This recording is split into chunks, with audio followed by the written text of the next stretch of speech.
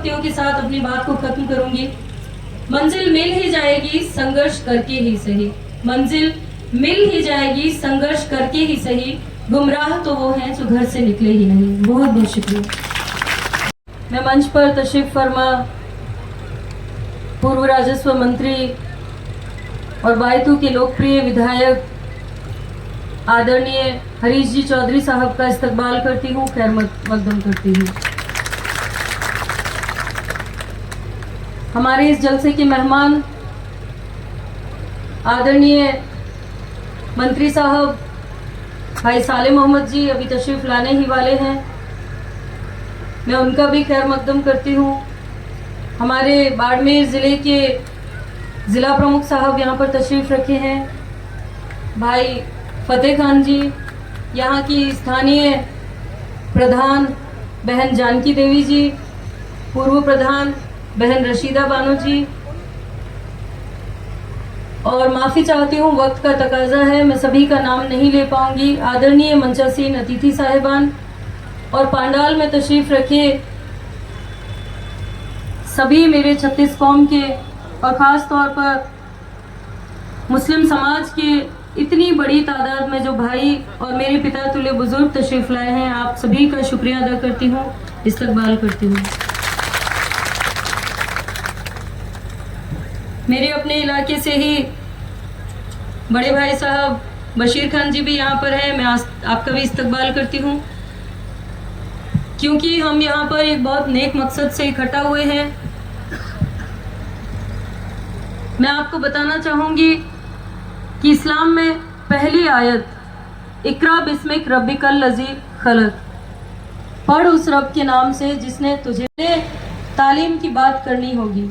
और मुझे खुशी हो रही है इस बात की कि आज हमारे समाज में ये जागरूकता आई है और ये जागरूकता हमें बहुत आगे तक लेकर जाएगी।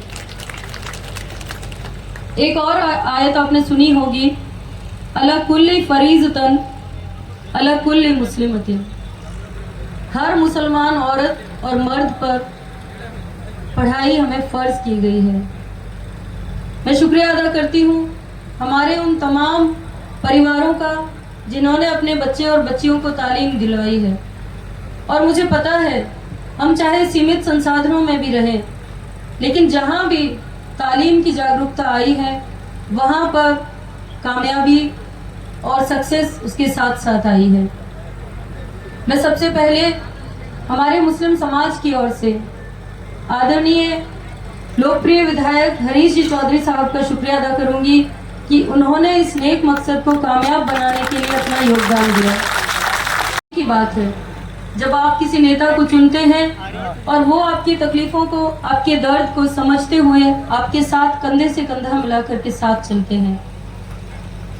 मैं आपको बताना चाहूँगी कि तालीम और एजुकेशन, शिक्षा अपने आप में एक ऐसी रोशनी है जो इंसान को ज़िंदगी जीने की राह दिखाती है। आप अंधेरे से रोशनी की तरफ बढ़ते हैं और उसका सिर्फ एक ज़रिया शिक्षा है। आप सभी को पता होगा कि आज के वक्त में शिक्षा कितनी अहमियत रखती है। और अंग्रेजी की एक कहावत भी है, आप सभी ने सुनी भी होगी, education is the most powerful weapon in the world. कहते हैं कि अंग्रेजी में कि शिक्षा अपने आप में एक इतना महत्वपूर्ण, इतना मजबूत शस्त्र है कि जिस किसी इंसान के पास ये शस्त्र होगा वो जिंदगी की किसी भी लड़ाई में हार नहीं पाएगा, वो हमेशा जीत करके आएगा। मैं कुछ ही दिन पहले हमारे इलाके में जाट समाज के एक प्रोग्राम के बारे में यहाँ बात ज़रूर करूँगी। मैं जहाँ भी अपने समाज में जाती हूँ तो मैं शिक्षा के क्षेत्र में जाट समाज की हमेशा तारीफ करती हूँ। भाइयों, हर समाज की अपनी खूबी होती है और हमें समझना पड़ेगा, हमें सीखना पड़ेगा और हर समाज की खूबियों को कहीं ना कहीं हमें भी अपनाना होगा।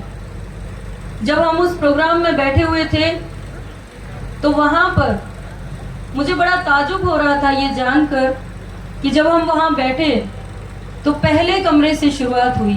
वहाँ जो दानदाता बैठे हुए थे उन्होंने शुरुआत की, पहले कमरे की घोषणा हुई और मात्र 1 घंटे के अंदर 56वें कमरे की घोषणा होगी। Can you imagine? आप विश्वास कर सकते हैं कि कहाँ वो समाज और कहाँ हम? कहीं ना कहीं हमें समझना पड़ेगा, हमें सीख लेकर के आगे बढ़ना पड़ेगा। और मैं बहुत खुशी होती है कि जब भी जरूरत पड़ी है तो हम मुस्लिम भाइयों के साथ जाट समाज ने कंधे से कंधा मिलाकर के साथ दिया है। ये 36 कौम जहां भी हम जाते हैं, रंग बिरंगे साफे हमें नजर आते हैं। यहाँ भी इस पंडाल में मुझे नजर आ रहे हैं।